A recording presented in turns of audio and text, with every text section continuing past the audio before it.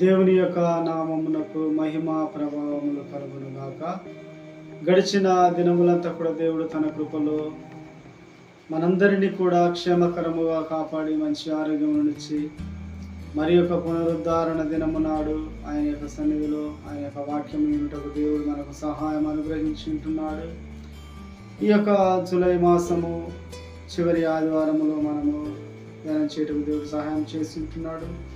ఈ యొక్క చివరి ఆదివారంలో మనం ధ్యానం చేయడంగా ఉన్నటువంటి చర్చ్ ఆఫ్ సౌత్ ఇండియా వారు ఇచ్చినటువంటి అంశము వివాహము యొక్క ఘనత, హానర్ మ్యారేజ్ గురించి మనం ఈరోజు ధ్యానం చేయటకు దేవుడు సహాయం చేస్తుంటున్నాడు.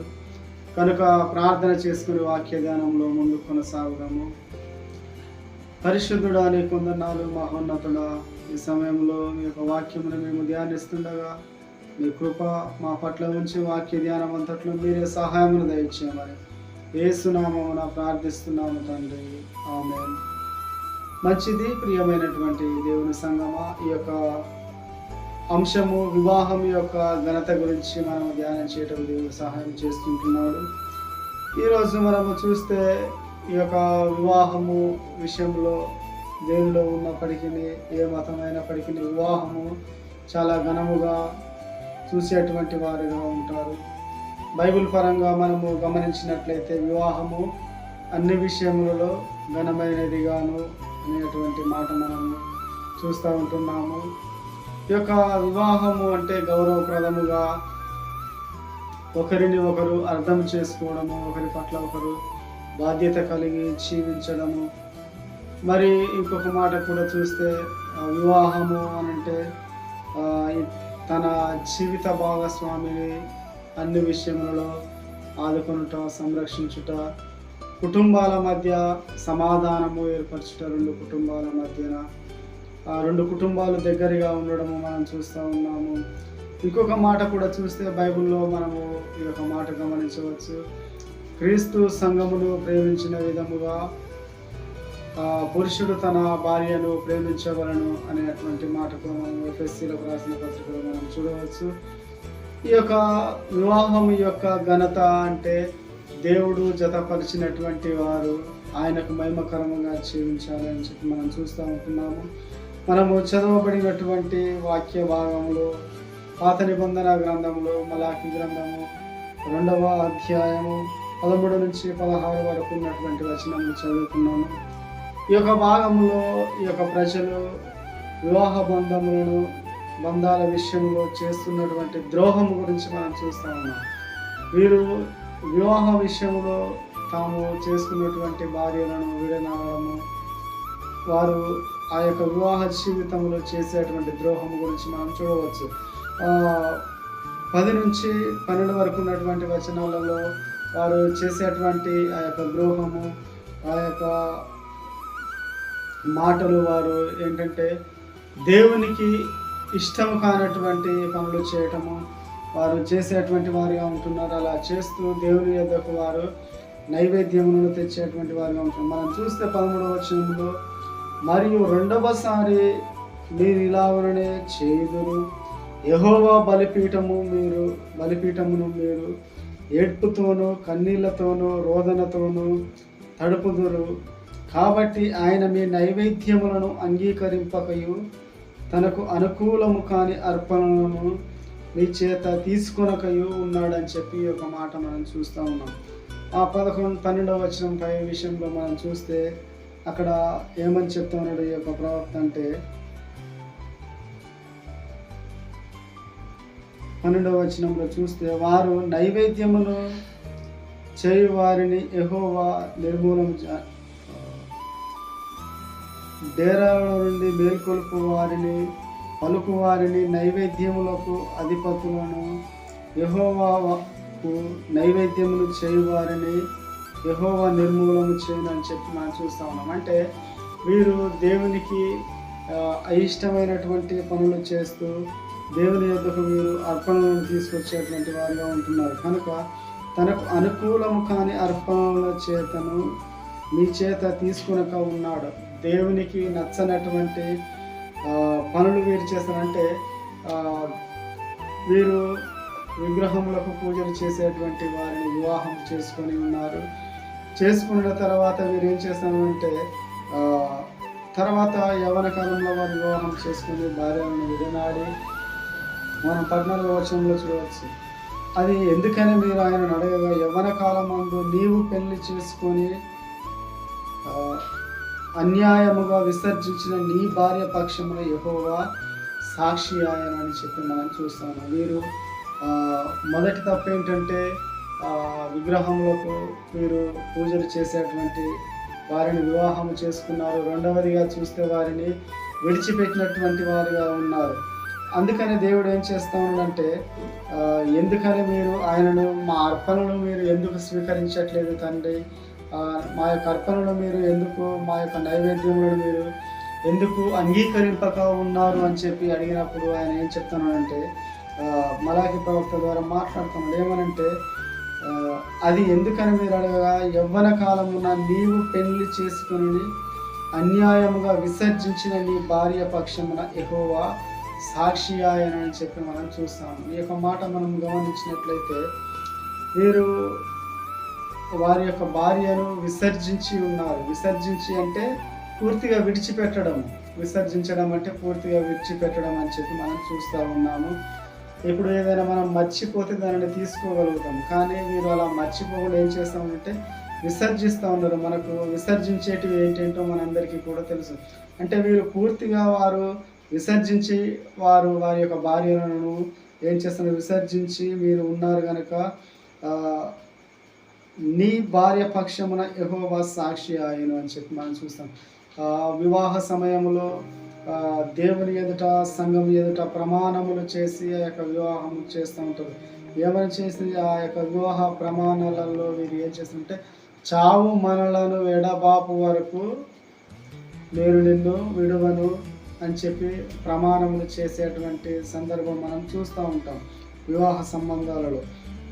ఆ వివాహం జరిగేటువంటి సమయంలో ప్రమాణములు చేయడం, ఆ యొక్క ప్రమాణములను మీరు ఏం చేస్తూ ఉన్నారంటే మర్చిపోతూ ఉన్నారు. మీ యొక్క యవ్వన కాలమున చేసుకున్న మీ భార్యలను మీరు విసర్జించి, అంటే పూర్తిగా మీరు వారిని విడిచిపెట్టి మీరు ఉన్నారు కనుక మీ యొక్క అర్పణలను నేను స్వీకరించను, నాకు అనుకూలము కానటువంటి అర్పణలు అవి, నాకు అనుకూలమైనటువంటి పని చేసి దానిలో ఏదైనా మీరు తక్కువ చేసిన ఎడల ఆ యొక్క అర్పణలు నేను స్వీకరించమని, కానీ నాకు ఇష్టము కానటువంటి పనులు మీరు చేస్తూ ఉన్నారు కనుక మీ యొక్క అర్పణలను నేను స్వీకరించను అని చెప్తా ఉన్నారు. దానికి నేను యెహోవా సాక్షి అయ్యాను, అది నీకు తోటిదై నీవు చేసిన నిబంధనకు పాత్రురాలు కదా.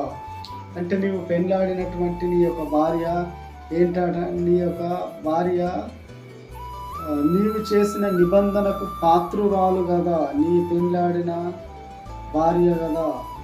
నువ్వు ఏ ప్రమాణములు చేసింటున్నావు వాటన్నిటికీ ఆమె పాత్రురాలు కదా. నీవు ఒప్పందము చేసుకొని ఆమెను చేసుకున్నటువంటి వాడవుగా ఉంటున్నావు కనుక నీవు ఆమెను విసర్జించి ఉంటున్నావు, నీ పెళ్లి భార్య కదా అని చెప్పి ఈ యొక్క మాటలలో మనం చూస్తూ ఉన్నాం. ఆ యొక్క ప్రజలు ఆ యొక్క వారి నిమిత్తము ఇక్కడ దేవుడు వీరి యొక్క మొరలు ఎందుకు ఆలకించట్లేదంటే, వీరు ఇతరుల విషయంలో అన్యాయం చేసి మాకు న్యాయం చేయమని చెప్పి దేవుని దగ్గరికి వచ్చి వీరు ప్రార్థనలు చేస్తూ వీరి యొక్క రోదనలు, వీరి యొక్క కన్నీటి ప్రార్థనలు, దేవునికి నైవేద్యములు అర్పించడం, ఇలా చేయడం ద్వారా వారి యొక్క అర్పణలు స్వీకరించక దేవుడు ఏం చేస్తాడంటే, నేను మీ యొక్క అర్పణను స్వీకరించను, అది నాకు అనుకూలమైనటువంటిది కాదు, అనుకూలమైనటువంటి అర్పణలు అయితే నేను స్వీకరించేవాడనుగా ఉన్నానని చెప్పి వీరితో మాట్లాడుతున్నాను. ఇంకా చూస్తే 15వ వచనంలో కూడా, కొంచెముగా నేను దైవాత్మ నొందిన వారిలో ఎవరును ఇలాగూ చేయలేదు, ఒకడు చేసినను ఏమి జరిగేను, దేవుని చేత సంతానము నొందవలనని అతడు యత్నము చేశాను అని చెప్పి మనం చూస్తాం. దేవుని యొక్క బిడ్డలుగా ఉన్నటువంటి వీరు ఇక్కడ ఏమని చెప్తానంటే, దైవాత్మ నొందిన వారిలో ఎవరును ఇలాగూ చేయలేదు. దేవుని యొక్క ఆత్మ చేత నడిపింపబడినప్పుడు దేవుని యొక్క బిడ్డలుగా ఉన్నటువంటి వారు ఉన్నప్పుడు ఇలా ఎవరు కూడా చేయలేదు. ఒకవేళ ఒకడు చేసినను ఏమి జరిగేదంటే, దేవుని చేత సంతానము నొందవలనని ప్రయత్నము చేస్తూ ఉన్నారు. ఏంటంటే ఇక్కడ అబ్రహాము జీవితంలో మనం ఆలోచించినట్లయితే, సారా అబ్రహాము వారి విషయంలో వారికి పిల్లలు లేరు, కానీ తన ఇష్ట ప్రకారము ఆమెను అతను చేసుకోలే. అతని భార్య పిల్లల నిమిత్తము అతని దగ్గరికి నీవు పొమ్మని చెప్పినప్పుడు వారి ద్వారా పిల్లలను అన్నారు. అందుకని ఇక్కడ ఏం చెప్తున్నాడంటే దేవుని చేత సంతతి నొందవలనని అతడు యత్నము చేశాను కదా అని చెప్తాడు. కనుక పిల్లలు లేరని చెప్పి ఈ రోజులలో మనం చూస్తే చాలామంది వివాహ జీవితాలు విచ్ఛిన్నము చేసుకొని విడాకులు తీసుకునేటువంటి వారు చాలామంది ఉంటున్నారు. కనుక అలా ఎంత మాత్రం కూడా ఉండకూడదు. ఆ పిల్లల్ని ఇచ్చేవారు ఎవరంటే దేవుడే. దేవుని వైపు చూస్తూ దేవుడిని అడిగేటువంటి విధముగా ఉండాలి తప్పించి కానీ నీకు గర్భఫలము కాలేదు, నీవు నాకు వద్దు, నేను ఇంకొక ఆమెను చేసుకుంటా అని చెప్పి ఇదేనా చాలామంది భార్యలను విడనాడి వారి యొక్క సొంత ఇష్టాల వైపు తిరిగేటువంటి వారిగా ఉంటున్నారు.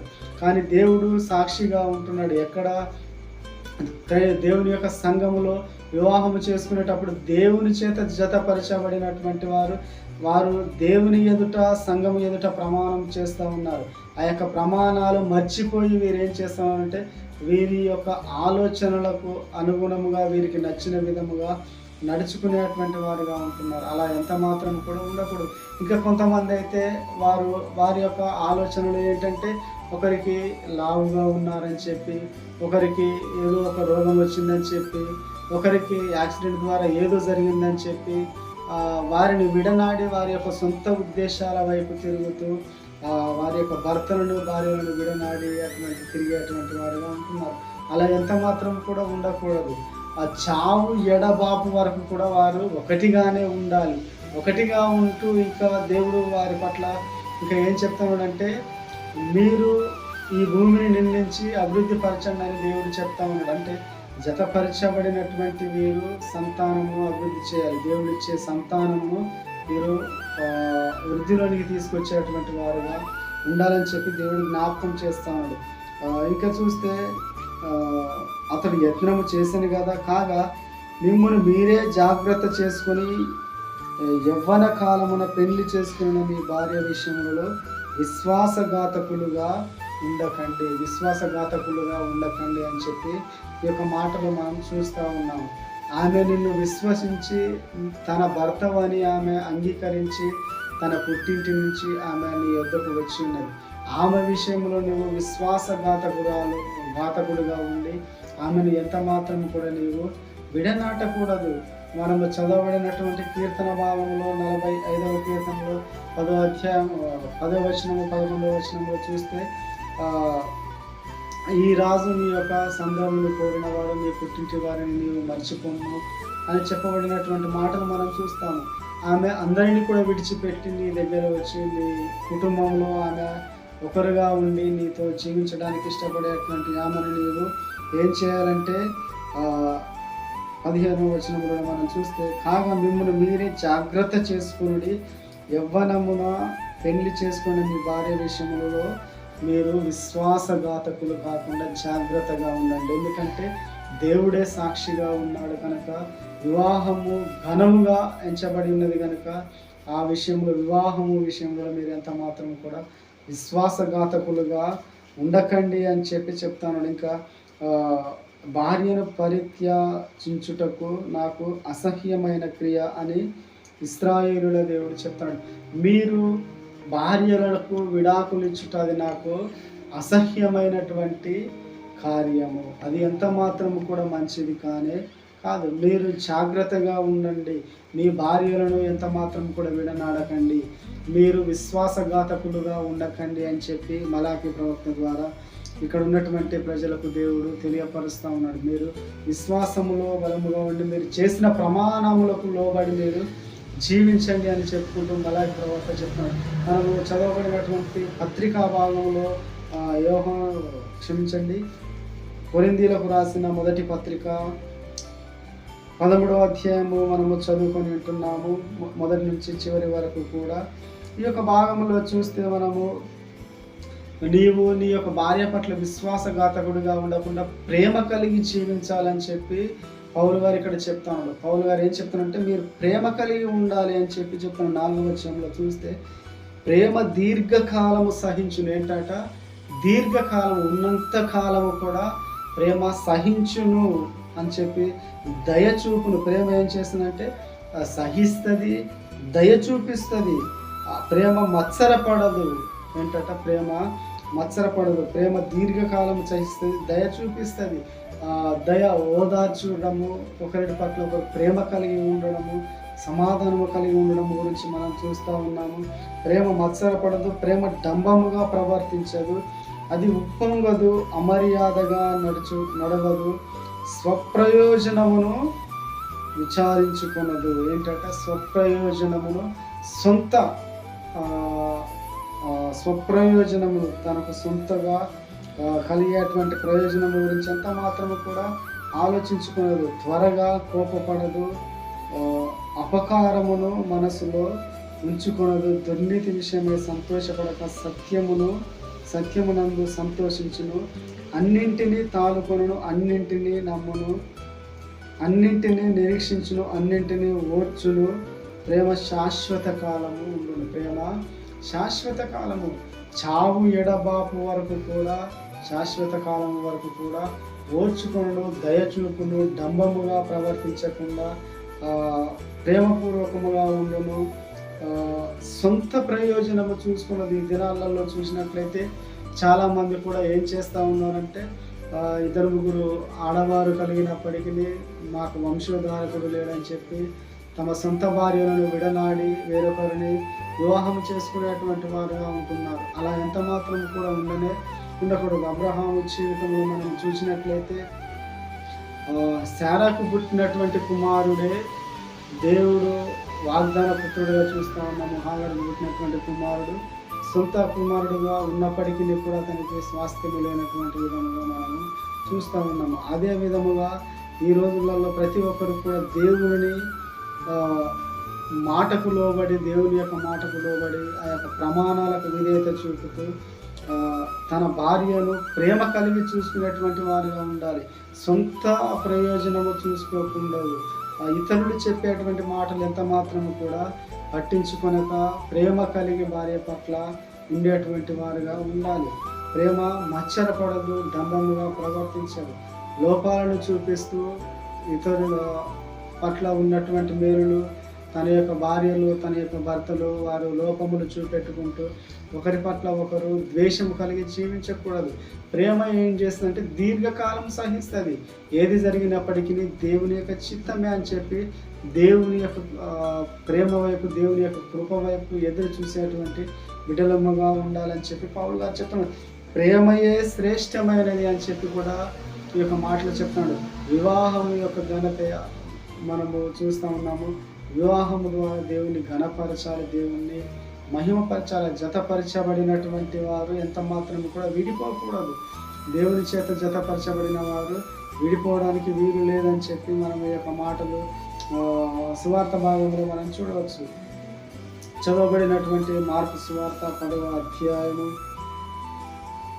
మార్కు సువార్త 10వ అధ్యాయంలో మనము 19వ పరిశుద్ధ మార్కు సువార్త 19వ అధ్యాయంలో కూడా 1 నుంచి 9 వరకు ఉన్నటువంటి వచనములలో కూడా మనం చూడవచ్చు. ఈ యొక్క సువార్త పాఠములో మనం చదివిన దానిలో పరిసయ్యులు వచ్చి వివాహం విషయంలో ఆయనను తప్పు పట్టాలని చెప్పి యేసుక్రీస్తు ప్రభు వారిని అడుగుతూ ఉన్నారు. అడిగినటువంటి సందర్భం మనం చూస్తాము. పరిసయ్యులు ఆయన ఎద్దుకు వచ్చి ఆయనను శోధించుటకు, పురుషుడు తన భార్యను విడనాడుట న్యాయమా అని ఆయనను అడిగిరి. ఇది న్యాయమా, అతని భార్యను విడనాడుట లేదా అని చెప్పి ఆయన తర్కిస్తూ అడుగుతూ వస్తూ ఉన్నారు. అడిగినప్పుడు అందుకు ఆయన మోషే మీకేమి ఆజ్ఞాపించినని వారిని అడిగాను. వారు పరిత్యాగ పత్రిక వ్రాయించి ఆమెను విడనాడవలనని మోషే చెలవిచ్చినని చెప్పగా, ఈ యొక్క భాగంలో మనం చూస్తే విడాకుల పత్రము రాయించి విడిపోవడానికి మాకు మోషే చెప్పానని చెప్పినప్పుడు యేసుక్రీస్తు ప్రభు వారిని చెప్పినంటే మీ హృదయ కాఠిన్యమును బట్టి, ఏంటట మీ యొక్క హృదయ కాఠిన్యమును బట్టి అతడు మీకు వ్రాయసి ఇచ్చాను. కానీ సృష్టి ఆది నుండి దేవుడు వారిని స్త్రీని గాను పురుషుని గాను పురుషుని గాను స్త్రీని గాను కలుగజేసిందని చెప్పి మనం చూస్తా ఉన్నాం. ఈ యొక్క మాటలలో మనం గమనించినట్లయితే దేవుని యొక్క సంగమా, ఈ యొక్క మాటలు చూస్తే మీ యొక్క హృదయ కాఠిన్యమును బట్టి మీకు అలా రాయించాను. అంటే కొన్ని సందర్భాలలో మనము ఎవరినైనా ఏదైనా వద్దని చెప్పినప్పుడు మన యొక్క పిల్లలకు వారు అది కావాలని ముందు పట్టుబట్టినప్పుడు వారికి మనం ఇచ్చేటువంటి వారంగా ఉంటాం, కానీ దాని ద్వారా వారికి నష్టమే కలుగుతుంది. అందుకనే మీ యొక్క హృదయ కాఠిన్యమును బట్టి దేవుడు మీకు అలా మోషే ద్వారా రాసి ఇచ్చాడు. కానీ సృష్టి ఆది నుండి మొదటి నుండి కూడా స్త్రీని గాను పురుషుని గాను చేసి ఉండని చెప్పి మనం చూస్తూ ఉన్నాం. ఆదికాండం 1వ అధ్యాయం 27వ వచనంలో మనం చూడవచ్చు, దేవుడు వారిని స్త్రీని గాను పురుషుని గాను చేసినని చెప్పి మనం చూస్తూ ఉన్నాము. అదే ఆదికాండంలో 2వ అధ్యాయం 24వ వచనంలో కూడా మనం చూడవచ్చు, వారు ఒకటిగా జతపరచబడి తల్లిదండ్రుల విడిచి ఒకటిగా ఉండడము, దేవుని యొక్క మాటను వారు గౌరవించే విధంగా ఉండాలని చెప్పి అక్కడ మనం చూస్తూ ఉన్నాము. కాబట్టి మీ హృదయ కాఠిన్యమును బట్టి మీరు అడిగే దానిని బట్టి మీకు అలా చెప్పడం జరిగింది తప్ప, కానీ మొదటి నుంచి ఉన్నది ఏంటంటే వారి స్త్రీని గాను పురుషుని గాను స్త్రీని గాను కలుగజేసను. ఈ హేతువు చేత పురుషుడు తన తల్లిదండ్రులను విడిచిపెట్టి భార్యను హత్తుకొను, వారిద్దరు ఏక శరీరమై ఉందురు గనుక వారిద్దరుగా నుండక ఏక శరీరముగా నుందురు. కాబట్టి దేవుడు జతపరిచిన వారిని మనుషుడు వేరుపరచకూడదని వారితో చెప్పాను. కాబట్టి దేవుడు జతపరిచినటువంటి వారిని నరుడు ఎంత మాత్రం కూడా వేరుపరచడానికి చూడకూడదు. అలా చూడమని దేవుడు చెప్పడం లేదు. కాబట్టి దేవుడు జతపరిచినటువంటి వారందరూ కూడా దేవునిని మహిమపరుస్తూ చావు వారిని ఎడబాపు వరకు కూడా వారందరూ కూడా కలిసి ప్రభువుని గణపరుస్తూ క్రీస్తు సంఘమును ఏ విధముగా అయితే ప్రేమిస్తూ ఉన్నాడో పురుషుడు కూడా తన భార్యను అదే విధముగా ప్రేమించాలి. ఎఫెసీలకు రాసిన పత్రికలో మనం చూస్తాము. అలాగే సంఘము క్రీస్తుకి ఏ విధముగా లోబడతా ఉన్నదో ఆ యొక్క స్త్రీ కూడా తన భర్తకు ఆ విధముగా లోబడి వారిరువురు కూడా ప్రభువుని మహిమపరుస్తూ ఆ యొక్క దేవునిలో ఆత్మీయముగా ఎదిగేటువంటి వారముగా వివాహం యొక్క ఘనత ఇతరులకు కనపరిచే విధముగా వీళ్ళు జీవించాలని దేవుని యొక్క ఆశ. అటువంటి కృప పరిశుద్ధాత్మ దేవుడు మనందరికీ దయచేయును గాక. ఆమేన్.